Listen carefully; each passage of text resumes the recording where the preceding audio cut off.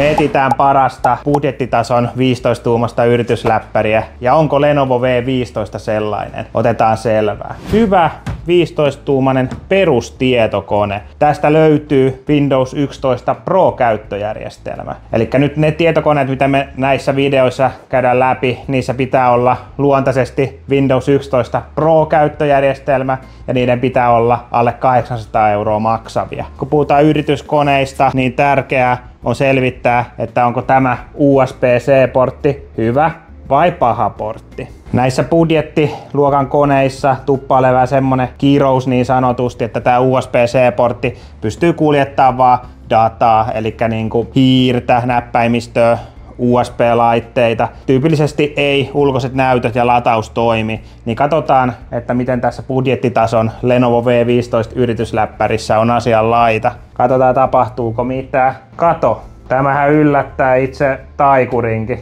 Katsotaan tosta vielä, että lataako. Akkua ei lataa, mutta yllätyksekseni täytyy myöntää, että näyttöön tulee kuva USB-C:llä. Tää on tosi yllättävää. Näppäimistö toimii, hiiri toimii. Kawabanga, hei, en mä olisi ikinä arvannut, että olisi näinkin hyvä. Varsinkin kun tää Lenovo V15 on yritysläppäreistä semmonen tosi pienen budjetin vehe, niin tämähän on hyvä juttu. Varsin hyvä portti, ei ihan täydellinen, koska lataus ei onnistu siitä, mutta se, että saa telakan kautta kuvan ja lisälaitteet, niin se kyllä helpottaa paljon elämää. Noniin, käydään sitten Lenovo 15 tarkemmat ominaisuudet läpi. Portit ensin. Perus tämmönen Lenovon pyöreä latausportti. Sitten on 2 USB-porttia, HDMI-portti, kuulokeporttia, verkkojoholle porttia ja sitten tosiaan USB-C-portti, millä me saadaan lisänäytöt ja sitten lisälaitteet kiinni, mutta lataus ei valitettavasti toimi. Ominaisuuksiltaan prosessorina toimii Ryzen 5 7520U. Koneessa on 16 GB RAMia ja 500 GB SSD. Ja 500 GB on kyllä tosi hyvä peruskoko. Et se on semmonen niinku varman päälle. 256 on semmonen, että yleensä se riittää peruskäyttäjälle, mutta 500 on sellainen, että ei yleensä tarvitse ainakaan murehtia.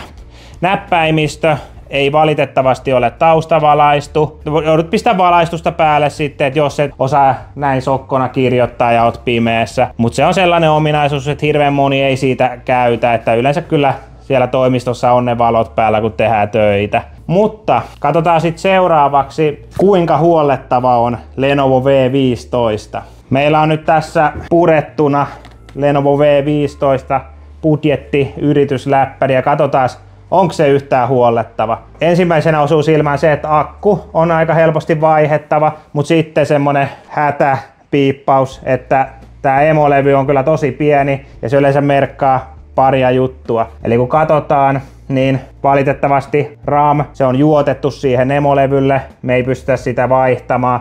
Eli sillä 16 gigalla on mentävä. Toki tämmöisiä koneisiin se on ihan jees. Ei sitä nyt yleensä enempää tarviikaan, mutta jos RAM hajoaa, niin sitten on kyllä emolevykin menossa vaihtoon sen jälkeen. SSD on tämmönen pienempi versio, eli tyypillisesti se on tähän asti. Mahdollisesti asentaessa, jos haluaisi sen isomman, niin joutuu ehkä jotain kikkailua tehdä, että saa sen tohon kiinni. Sitten toi latausportti, mikä näkyy täällä, niin sekin on valitettavasti juotettu. Yleensä nämä latausportit on aika kestäviä, kun on näitä round-tippejä, mutta jos tää sattuisi hajoa, niin sitten on kyllä ongelma, koska tässä on vain yksi latausportti. Konettavaa huoltoon mahdollisimman nopeasti. Ja sitten kun tää on tosiaan tämmönen kolvattu, niin sitten se huoltaminen onkin vähän hankalampaa. Ettei välttämättä ihan joka tyypiltä onnistu. Täällä toisella puolella tää on erillinen osa, mutta tässä on valitettavasti vain yksi USB-portti ja sitten toi verkkojohto. Että se nyt ei paljon niinku maailmaa pelasta, jos siltä puolelta jotain hajoaa. Eli täällä toisella puolella kaikki on kolvattua käytännössä.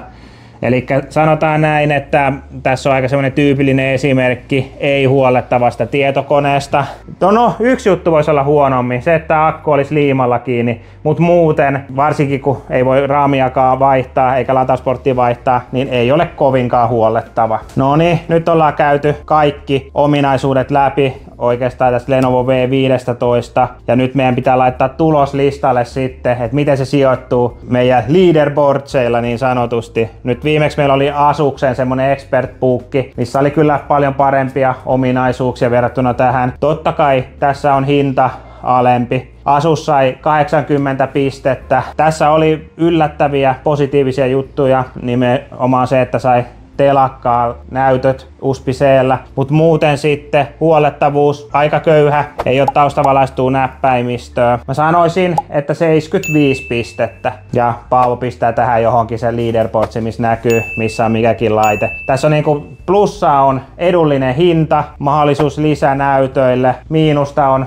huonompi huollettavuus ja sitten ei taustavalaistua näppäimistöä. Lisätään plussaa myös se, että on se 500 giganen SSD heti suoraan pakasta vedettynä. Mutta jos sä etit semmoista edullista läppäriä, oli se sitten kotikäyttöä tai semmoiseen kotitoimistokäyttöön, niin kyllä tää Lenovo V15 on ollut ihan hyvä malli ja me ollaan tosi paljon näitä myytykin. Ei ole mitään takuuongelmia vielä toistaiseksi tämän mallin osalta tullut vastaan. Eli kyllä mä tätä voisin suositella. Mutta sitten jos haluat taustavalaistua näppäimistöä ja haluat sen yhden piuhan, mikä hoitaa latauksen ja telakat sun muut, niin sitten se Asus ExpertBook voisi olla parempi vaihtoehto. Jos sulle tulee mieleen joku viritysläppäri, mikä on alle 800 € ja siinä on 15-tuumainen näyttö, niin sitten pistä kommenttia ja katsotaan päästäänkö me ottaa se tähän meidän piinapenkille. Kiitos kun katsoit video.